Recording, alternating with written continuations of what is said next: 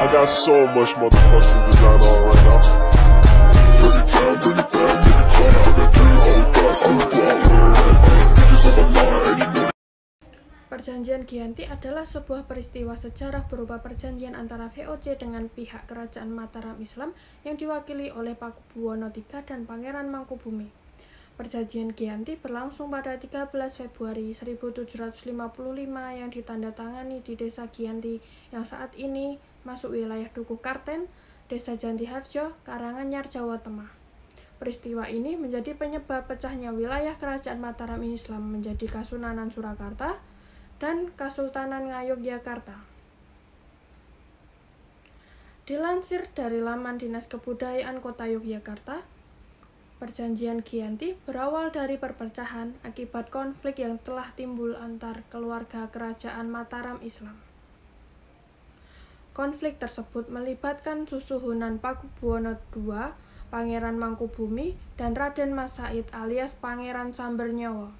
Hal ini terkait diangkatnya pewaris tahta Mataram Islam yaitu Pangeran Prabu Suya dengan bergelar Pakubuwono II, yaitu anak dari putra dari Amangkurat IV dan adik dari Pangeran Arya Mangkunegara. Namun Raden Said sebagai keponakan meminta haknya sebagai pewaris tahta Mataram yang diduduki oleh pamannya sendiri dengan alasan bahwa ayah Raden Mas Said, Pangeran Arya Mangkunegara, merupakan putra sulung dari Amangkurat IV. Sementara alasan tahta jatuh ke tangan Pakubuwono II adalah karena Pangeran Arya Mangkunegara dikenal sering menentang kebijakan VOC, sehingga harus diasingkan ke Sri Lanka hingga meninggal dunia.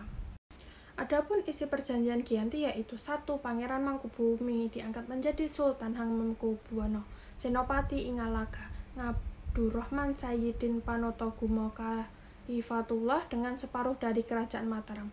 Hak kekuasaan diwariskan secara turun-temurun. Yang kedua, kan senantiasa diusahakan adanya kerjasama antara rakyat yang berada di bawah kekuasaan VOC dengan rakyat kesultanan.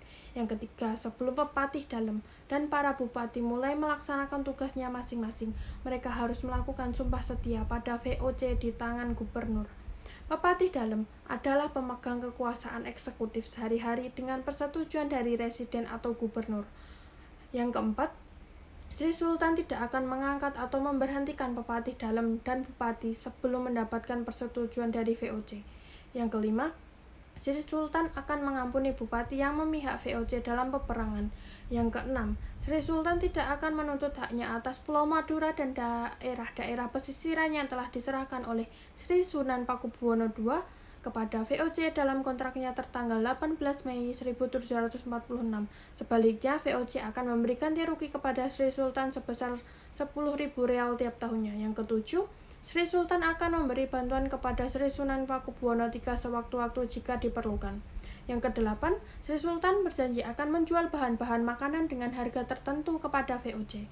Yang kesembilan, Sultan berjanji akan menaati segala macam perjanjian yang pernah diadakan antara penguasa Mataram terdahulu dengan VOC, khususnya perjanjian-perjanjian yang dilakukan pada tahun 1705, 33, 43, 46, dan 49.